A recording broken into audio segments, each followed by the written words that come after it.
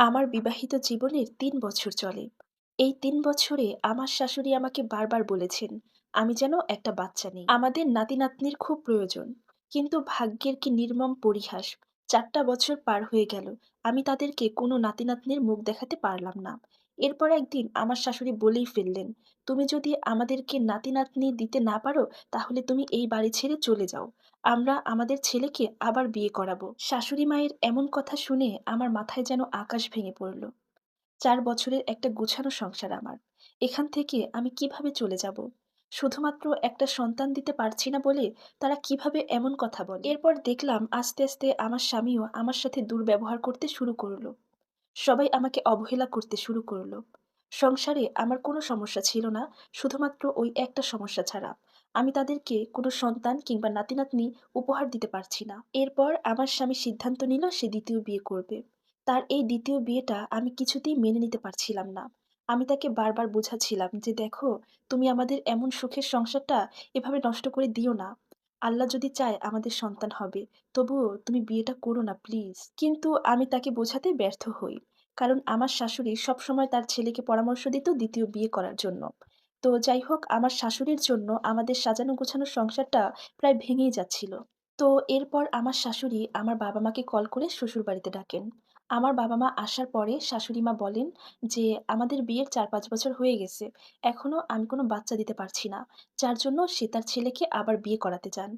তখন আমার বাবা-মা আমাকে বলেন যে, "যেহেতু আর কোনো উপায় নেই, তাই আমার স্বামীর ২য় বিয়েটা আমি যেন মেনে নিই।" তখন আমার শাশুড়ি মা আমার মাকে বলেন যে, "ওকে আমরা আগে যেভাবে ভালোবাসতাম, আমার ছেলেকে ২য় বিয়ে করালেও ওকে আমরা ঠিক সেভাবেই ভালোবাসবো।"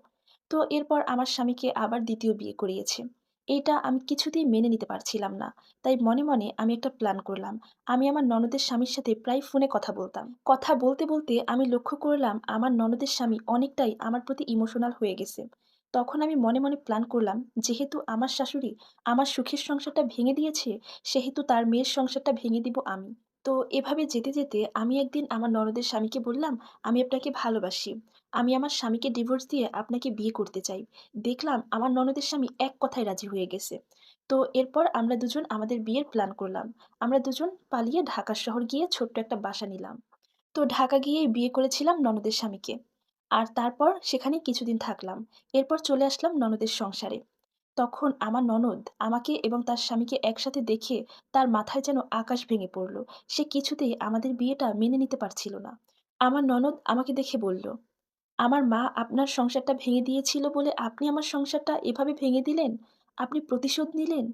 তখন আমি বললাম, "হ্যাঁ, তোমার মা আমার সুন্দর সাজানো গোছানো সংসারটা এভাবেই ভেঙে দিয়েছিল। আমি কখনো তোমার সাথে এটা করতাম না। কিন্তু তোমার মাকে শিক্ষা দেওয়ার জন্যই আমি এমনটা করছি।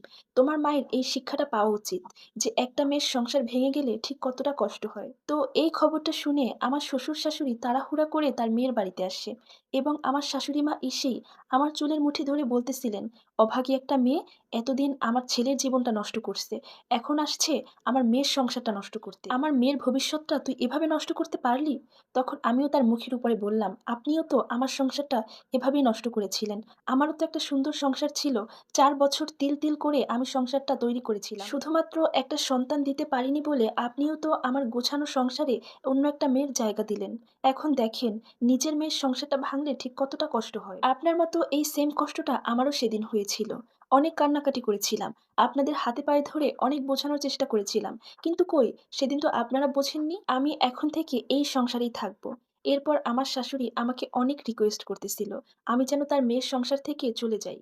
এরপর আমি আমার শাশুড়িকে বলে দিলাম, "আমার সংসারটা যেমন আপনি কোনোদিন ফেরত দিতে পারবেন না, ঠিক তেমনি আমিও আপনার মেয়ের সংসারটা কোনোদিন আর ঠিক হতে দিব না।" সো ভিউয়ার্স, এই সম্পূর্ণ স্টোরিটা একটা আপুর জীবন থেকে নেয়া, যার সাথে আমার বাস্তব জীবনের কোনো মিল নেই।